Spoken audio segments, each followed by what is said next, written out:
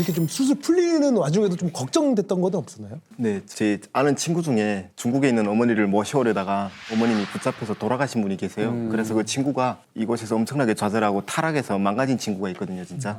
그 친구를 저는 보고 제가 느꼈던 거는 나는 어머니가 저런 똑같은 상황에서 북송이 되거나 하면 과연 무너지지 않고 견딜 수 있을까라는 고민을 저 자신에게 많이 질문을 했었고요.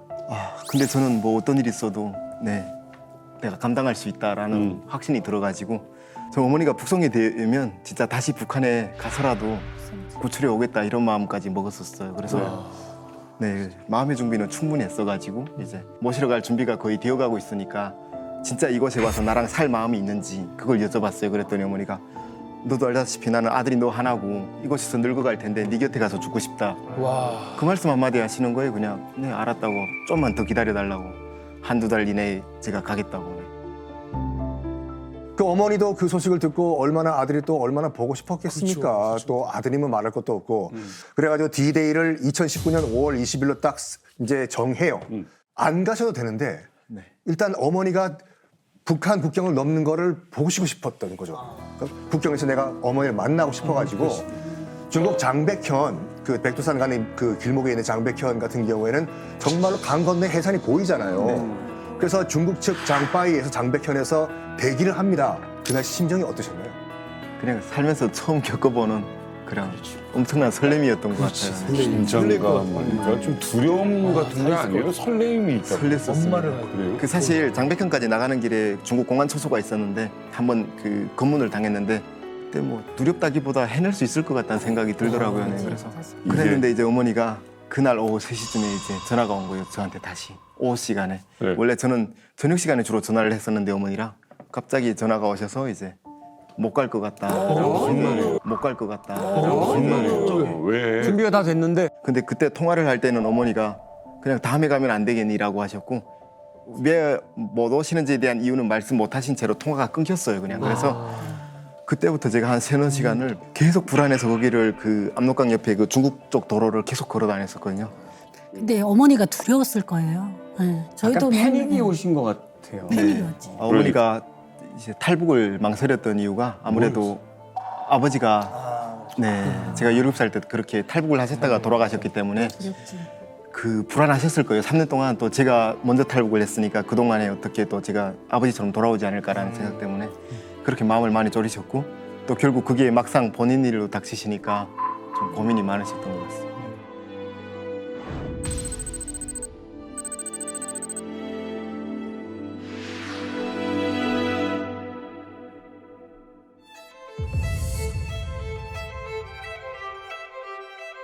아니 근데 어머니의 마음도 사실은 이제 이해는 갑니다. 그런데 이제 어찌 됐건 이날만을 위해서 지난 3년을 준비한 거잖아요. 강호 씨 입장에서는 심정이 어땠을지 좀 짐작이 안 가. 눈앞이 깜깜하지 않습니까? 일단 첫 번째가 어머니에 대한 걱정이 제일 컸었고 네. 두 번째가 만약 건너갔다 온다면 그 국가보안법 위반에 대한 처벌이 이제는 두려웠어요. 이제 대한민국 사람이니까 네. 넘어가게 되면 이건 그건 국가보안법 위반이죠. 네, 통일부당간에 승인을 받지 않고 가는 거라서 그게 이제 처벌이 두려웠었고 뭐 근데 저에게 선택지가 사실 주어진 게 없어가지고 일단 어머니를 모셔오고 나서 죗값은 나중에 받자라는 생각을 했었고요. 솔직히 어머니를 안심시키고 모셔 나올 수만 있다면 뭐 엄마가 저를 20년 키워주셨으니까 뭐 3년 희생할 수 있지라는 마음이 있었고요.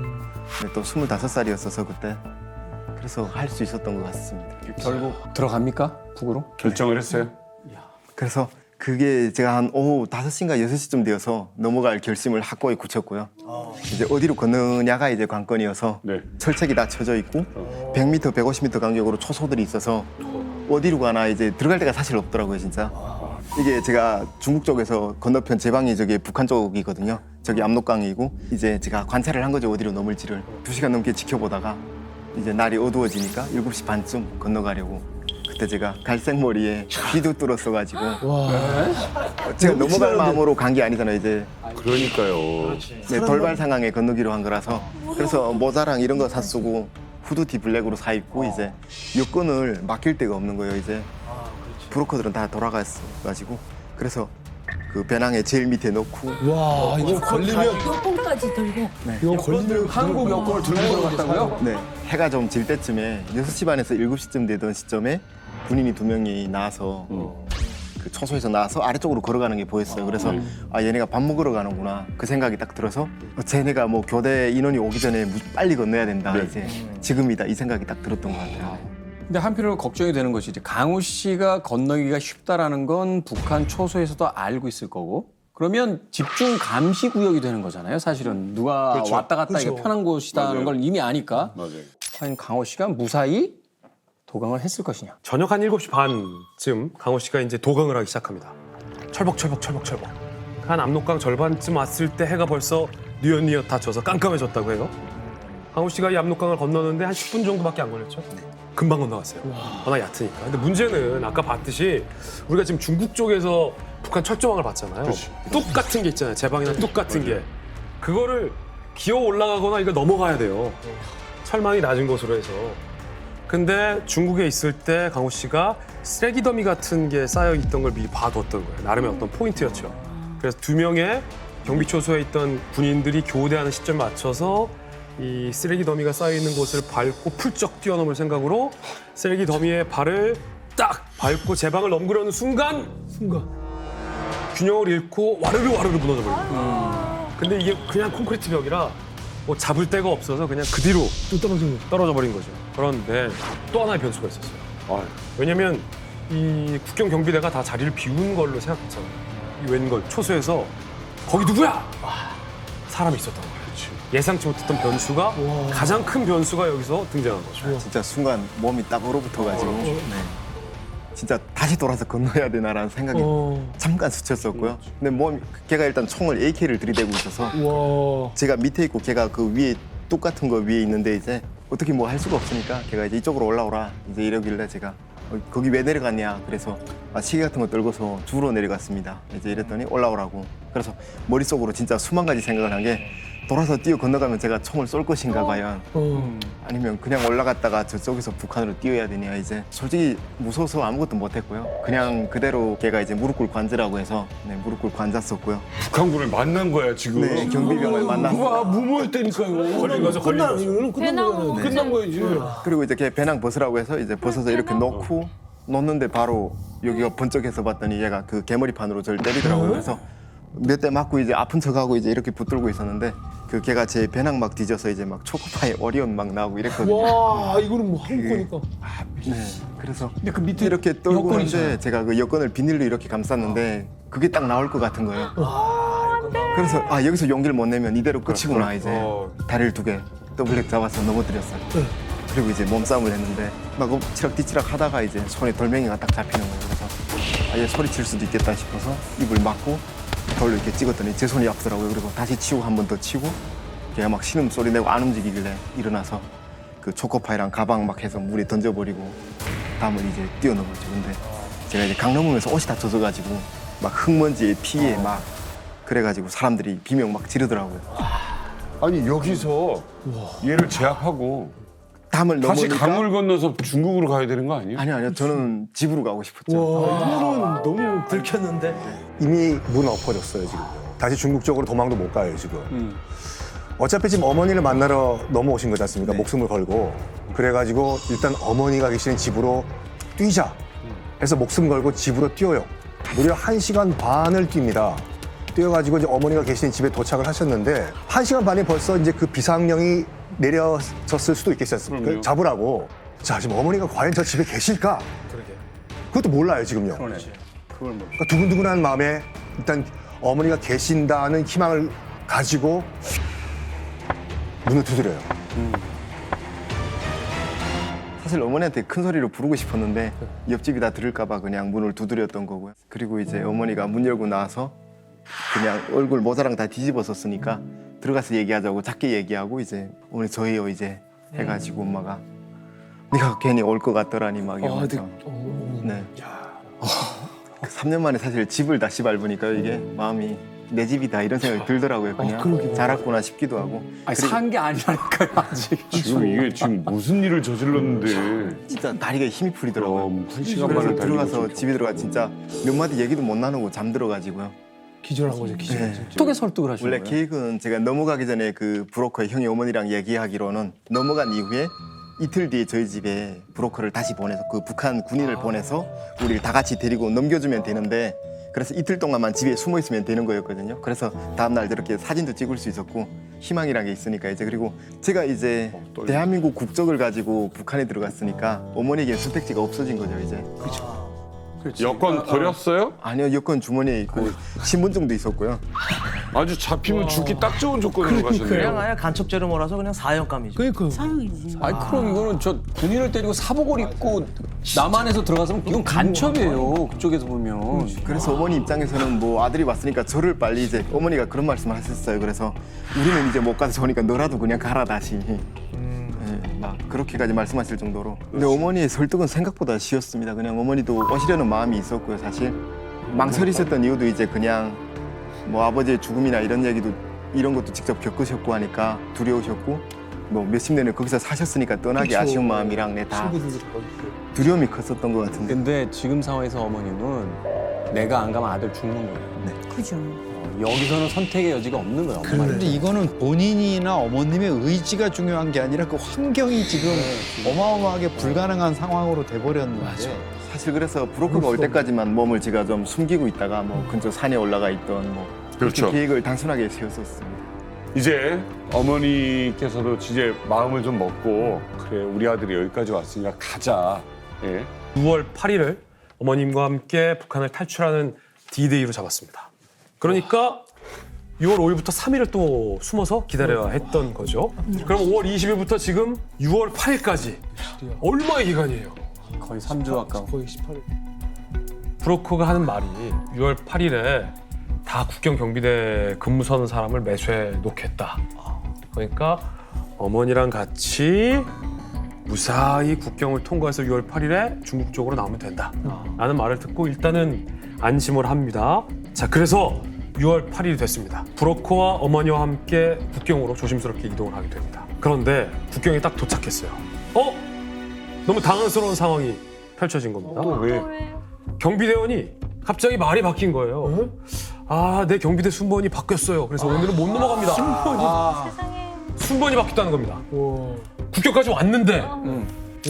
그때 강호 씨 심정은 어땠습니까?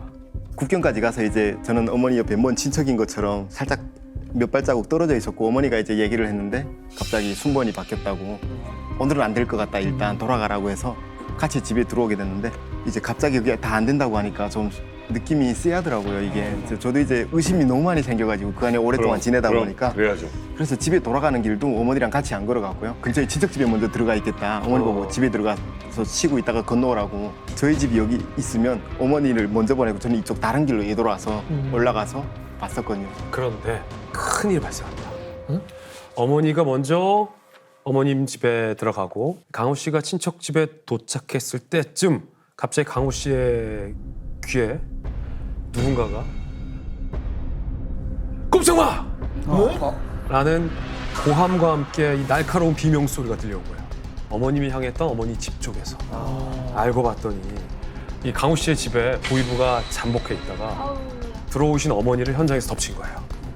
붙잡은 거죠. 솔직히 안 잡힐 그 친척 집에서 어머님 집까지가 굉장히 가까운 거리였다고요. 소리가 들릴 정도였어요.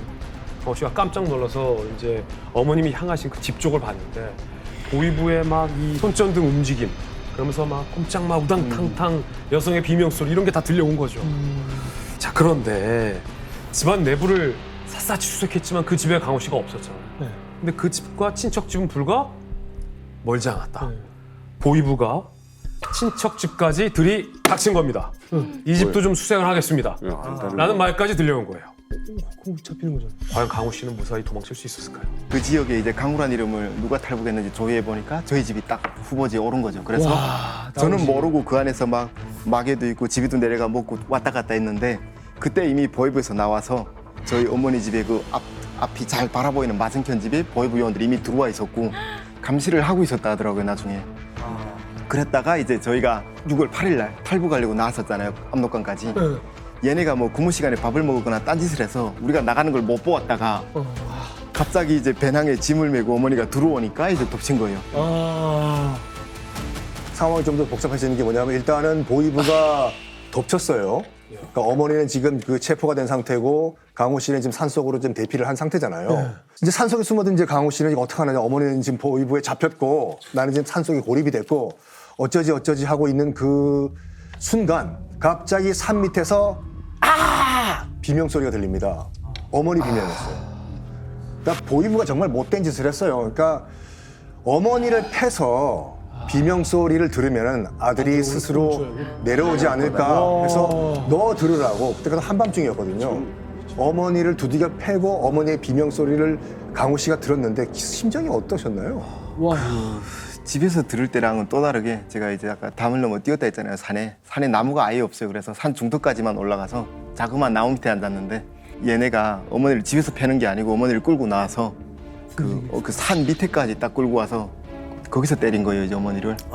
그래서 거기에서는 진짜 멘탈 다 나가가지고 저는 이성을 잃었죠, 그냥 솔직히. 그래서 그냥 내려가서 제 어머니한테 손찌검하는 놈을 살려둘 순 없잖아요, 그냥. 싸우다 죽어야겠다, 그냥 돌멩이 두고 내려갔거든요. 거의 내려갔는데 이제 어머니가 그 소리가 들려왔어요, 이제. 저 우리 아들 아니라고 막 이러면서 큰 소리로 일부러 탈영병이 들어와서 불쌍해서 밥 준 게 다다 모르는 애다 이제. 왜 이러냐 이제 막 어머니가 엄청 크게 막 일부러 소리 내시면서 맞으신 거예요. 오지 말라고. 오지 말라고. 근데 이제 그 순간에 제가 정신을 차린 게 내가 여기서 나타나서 이제 다 이길 순 없잖아요. 제가 죽으면. 그래서 제가 내려가 저러면 저희 온 가족의 저를 알고 있는 모든 사람들이 다 멸종하니까 가족을. 할 수 있는 게 없더라고요. 그래서 너무 죄스러워서 어머니를 이제 구하러 들어왔는데 오히려 보위부에 넘겨준 꼴이 되어가지고 근데 아들인 저는 이제 할 수 있는 게 없어가지고 그냥 가만히 앉아서 계속 울었던 것 같아요. 근데 엄마도 되게 현명하시네요. 사실 탈북한 아들에게 전화가 와서 국경 근처까지는 갔습니다. 아들 얼굴을 보고 싶어가지고 잠깐 보려곤 했지만 조국을 배신할 수 없다는 생각에 돌아섰습니다. 이 말을 보위부에게 했다고 합니다. 어머니를 풀어주긴 했지만 한시라도 빨리 내가 넘어와서 다시 브로커랑 어떻게 협력을 잘 해서 어머니를 빼내오는 게 이제 급하게 된 거죠 이제. 우리 당국이 허락을 안 받고 북한에 갔다 온 거기 때문에 현행법 위반은 맞아요. 자수를 해야 되겠다. 어차피 현행법 위반이니까 그 준비를 하고 있는데 새벽에 바깥에서 띵동띵동 초인종이 눌리는 거예요. 문 좀 열어주십시오. 그래서 이들은 새벽에 누가 왔지? 누가 왔을까 하고 문을 여니까 갑자기 경찰이 우르르 들어옵니다. 무슨 일이에요? 새벽에 바깥에서 띵동띵동 초인종이 눌리는 거예요. 문 좀 열어주십시오. 그래서 이들은 새벽에 누가 왔지? 누가 왔을까 하고 문을 여니까 갑자기 경찰이 우르르 들어옵니다. 무슨 일이에요? 제가 6월 15일에 한국에 입국을 했고요. 그 다음 날에 들어온 건데 저랑 북한에서 어머니랑 13분 동안 통화를 하셨던 형이 제가 연락이 잘 안 되고 갑자기 어느 날 북한에서 어머니가 전화 와서 아들이 북한에 있다고 그리고 돈 빌려달라고 하니까 걱정이 되셔가지고 제가 거기에 붙잡혔거나 어떤 상황이라고 생각을 해서 국정원에 신고를 하신 거죠. 이제. 잘했네. 오히려 그게 맞죠? 사실 압록강을 넘기 전에 이제 그걸 찾아봤었어요. 국가보안법 잠입탈출 위반이 어떻게 처벌을 받는지. 그게 최소 3년에서 5년까지 징역형을 살아야 되더라고요. 그래서 저는 3년형을 살기로 마음을 먹고 갔다 왔기 때문에 그게 탈북민이 통일부 장관 승인 안 받고 북한 가는 게 불법이라는 걸 인지하고 있었고 그래서 자수할 마음이었어서 순순히 그냥 체포에 응했죠. 이제. 그러니까 강호 씨 얘기를 듣는 우리 입장에서는 어머니를 모셔오기 위해서 중국까지 갔지만 북한에 들어갈 생각도 없었고 의도도 없었는데 휘말려서 들어가지게 되고 탈출하게 되고 어머님은 지금 해산에서 어딘가로 빠져나와서 은신하고 계시고 어머니가 조금 있으면 이제 국경을 넘어서 그걸 계속 연락을 해야 되는 상황인데 우리 정보당국 입장에서 보면 그 사람이 그냥 어머니를 구하러 들어갔다라고 거짓말을 하고 북한에 들어가서 뭐 간첩의 지령을 받거나 아니면 뭐 김정일, 김일성을 찬양하고 왔는지 여부를 의심해봐야 되는 게 당연하잖아. 그렇죠. 그래서 체포돼서 강호 씨가 이제 강도 높은 조사를 받게 됩니다. 네. 무려 5개월 동안 이 계속 조사를 받습니다. 그런데 강호 씨 입장에서는 이 누명을 벗기 위해서 제일 확실한 건 어머님이 한국으로 오시면 돼요. 그러면 강호 씨 입장에서는 가장 확실하게 누명을 벗어날 수 있죠. 아예 죄가 없어지는 건 않지만 그래도 정상 참작을 받을 수는 있게 되는 거죠. 그래서 그렇게 5개월 동안 조사를 받고 있다가 어느 날 전화가 한 통 온 게 이제 어머니가 무사히 국경을 넘어서 태국 남인수용소까지 오셔서 전화를 건 거였어요. 핸드폰을 빌려가지고 이제 전화를 했는데 그리고 또 나중에 전화가 온 게 국정원까지 무사히 도착을 했다. 이제 면회를 와도 된다. 진짜 제 인생에서 제일 행복했던 순간이었고요. 아니 근데 이거는 좀 애매합니다. 왜냐면 어쩌면 좀 너무 우발적으로 좀 철없이 행동한 건 아닌가. 이거는 맞아요. 너무 위법과 범법적인 영역에 있어서 이건 처벌을 받게 피할 되는 수가 없는 거죠. 현행 국가보안법상. 그래서 5개월의 이제 기나긴 조사 끝에 기소가 되고 그래서 10개월 반 동안 미결수로 수감이 됩니다. 근데 다행히도 재판부에서 사실 잠입 탈출이라는 게 결국은 뭐냐면 반체제 행위잖아요. 몰래 가가지고 저쪽에 적국에 이로운 행위를 한다라든지 아니면 우리의 정보를 넘겨준다거나 이런 경우가 아니다라는 게 너무나 분명했기 때문에 간접 행위는 일단 없었고요. 북한에 이제 입국하는 과정 속에서도 거기서도 뭐 무슨 악의가 있었던 건 아니지 않습니까? 그래서 적용 법률을 이제 바꿉니다. 국가보안법상 잠입 탈출죄 이게 아니라 남북교류 협력에 관한 법률 위반. 그러니까 북한을 방문했는데 원래 거쳐야 할 절차라는 게 있지 않습니까? 근데 그 절차를 갖다 어겼다라고 해서 징역 6월에 집행유예 2년을 선고받고 이제 바로 석방이 됩니다. 다행이죠. 다행이죠. 그리고 아마 국정원에서 어머님을 보호해서 결국은 태국에서 한국으로 왔을 때 어머님의 신병을 인수한 것도 국정원이고 강욱 씨를 조사한 것도 국정원이기 때문에 국정원이 이미 다 교차 검증을 끝낸 상황인 거죠. 그래서 검찰이 기소할 때도 아마 이 저간의 사정이 다 담겼을 거예요. 그러니까 그 보니까 재판부가 바로 이건 특별한 사정이 있었네라고 해서 이 적용 법령을 아예 바꿔준 거죠. 자, 그렇게 선고가 난 다음에 드디어 정상 참작이 돼서 10개월의 미결수 생활을 끝내고 드디어 강호 씨가 출소하는 날이 됩니다. 어머니는 누구보다 먼저 마중을 나와 있었을 텐데 자, 감옥을 나와서 어머님을 보니까 어떤 생각이 드셨어요? 그 어머니가 제가 없는 이제 10개월 동안 식사를 제대로 못 하시고 우울증에 걸리셔가지고 아이고야. 많이 수척해지셨어요. 그래 저는 원래 어머니가 나오시면 막 같이 손잡고 마트도 같이 가서 장도 보고 막 이런 생각들을 했었는데 제가 이제 뜻하지 않게 수갑 차고 제수복 입고 재판받는 모습을 보여드려가지고 그래서 이제 앞으로 어머니한테 더 이상 정신적인 어떤 고통을 심려를 끼치지 말아야겠다 이제 좀 더 잘해드려야지 이런 마음을 그런 생각을 했었던 것 같습니다.